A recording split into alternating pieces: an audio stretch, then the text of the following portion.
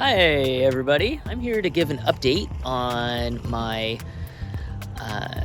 experience owning my Ioniq 5 for a year and a few days. I've been pretty happy with the car overall. I've put a lot of miles on it. I do a lot of highway travel for work, and I've almost clocked 35,000 miles. I'm like 34,800 and something right now. Overall, the car has been terrific. I've really enjoyed the look of the car. It's got the appearance of kind of a 80s hot hatch, but it is a much larger car. The looks are deceiving. It's got plenty of room for a family of 5 on a road trip. Now granted, my kids are smaller. 3 adults might be pushing it in the back seat. Another feature that's been great on the car is the Highway Driving Assistant. Now this is Highway Driving Assistant level 1. It keeps you in your lane. It does a great job following speed of the cars in front of you and emergency braking, but it does not change lanes like Highway Driving Assistant 2. I believe there's just one camera and a radar that activates this system.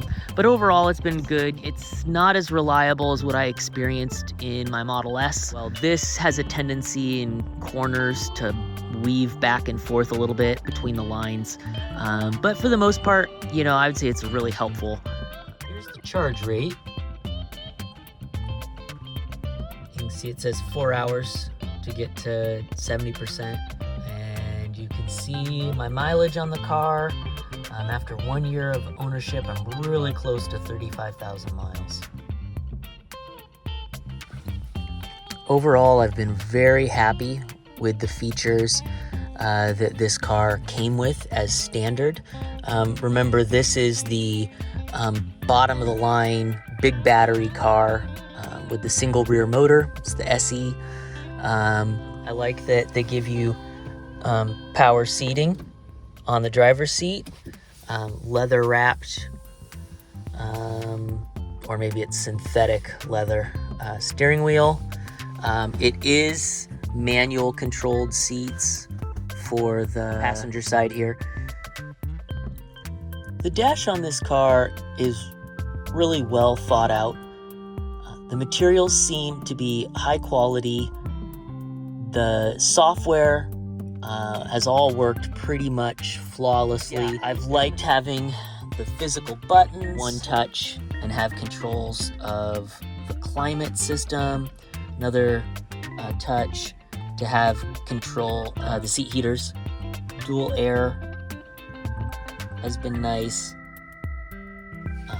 I like that they've got the star button that you can pre-program. I set the favorite button to be information on my electric system for the high voltage battery. You can see here they give you range with heat, range without air conditioning. I've liked the 2 side-by-side portrait screens. Still a complaint of mine though is from a driving position. If you want your steering wheel low, it blocks out 2 essential pieces of information, and it's also right where you're gonna put your hands while you're driving. Hyundai really needs to do something about this. Here's your range and your miles per hour.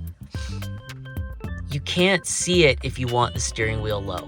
CarPlay is just terrific. Though this car doesn't have, I think it's called HomeLink, I was able to connect our garage door. When you get close to the house with Apple CarPlay, a button pops up right here to open the garage door. Magnet board, that's been kind of a fun little feature. Haven't used it a whole lot, but it's been nice to have Mr. Rogers smiling at me. It counters road rage. So you just slide your finger along there and it goes on and off. That's kind of cool. Everything is held up really well on the inside of the car. There's a little bit of plasticky parts down low that have gotten some nicks and scratches from getting in and out of the car. The cloth material has held up really, really well over 35,000 miles. You know, it's been fairly easy to clean. I usually spritz a little bit of simple green on it, and then give it a thorough rub, and stains have come right out. I had a seat belt jam in the back that Hyundai fixed for free. One of the USB charger slots in the back seat has stopped functioning, so I need to get that replaced. So talking about range, this car has had plenty of range for me and all of the many highway miles that I've driven. I would say probably in colder temperatures, if you were fully charged, you'd get about 230 miles range on the highway. Warmer temperatures, 255 on the highway. When you're doing your highway road trips, you're not going to be charging to 100%. I found this car charges pretty quickly to 90%, but most of the time you're going to be charging to about 80% and do another 150 to 180 mile stretch before you stop and charge again. So plenty of range. I'm not sure if I've experienced any battery degradation over the 35,000 miles. I think I need to wait for warmer weather this spring and maybe do another range test to see if I have indeed seen some battery degradation. So stay tuned. Visibility in the car is good.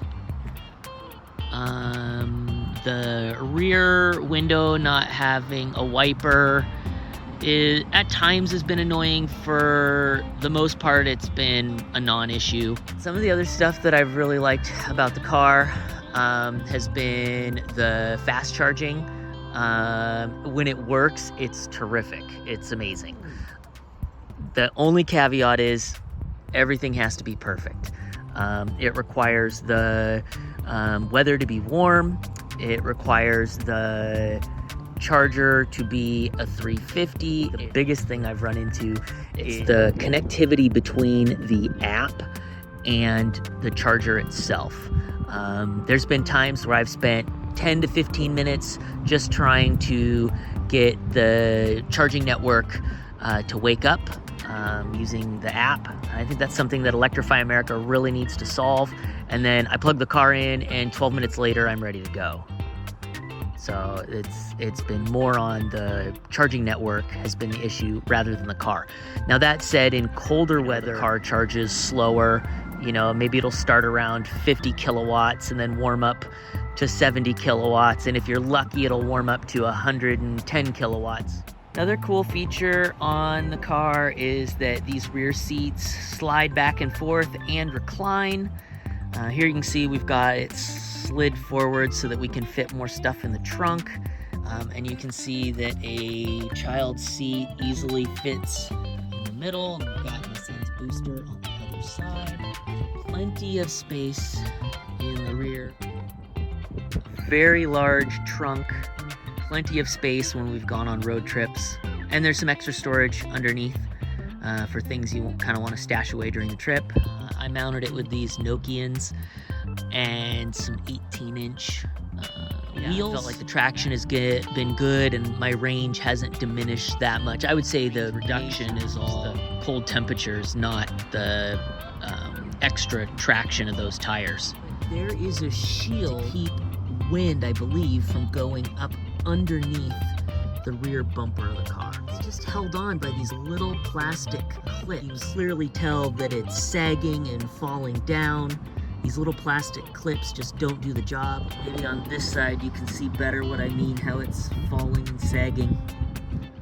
I had a similar issue on the front of the car where the little plastic clips that hold a plastic panel underneath the front bumper, they came loose. And I heard a scraping noise coming off the freeway one time. Pulled over to the side, noticed that the plastic piece was hanging down. I think one of the little plastic pins, I mean these cheap chintzy pins, fell out. and then that forced a couple more to open up as we were cruising on the freeway. I was able to tuck that piece up into the bumper, and by doing so, it kind of put some like pretty intense pressure on that plastic piece, and it's held it in place. I brought that up with the Hyundai dealer, and their response was, well, we'd have to order those in, so let us know next time you come in for a service. All right, we are doing a little bit of DC fast charging. As you can see here, it's 46 degrees outside. You know, the car had been sitting in the cold this afternoon, and now we're charging at about 71. Usually what I've noticed on days like this, where, you know, it's hovering above freezing, it'll start charging in the 70s, and then it bumps to like 115. So, you know, but it takes 20 minutes before it warms up. With the rear wheel drive, you get the heat pump, you don't get preconditioning. I was unaware of when I purchased it originally, but it sounds like, you know, a lot of people that bought the heat pump and the more expensive car, they've waited all year, and now that they've got preconditioning, Electrify America has slowed the charge at some units.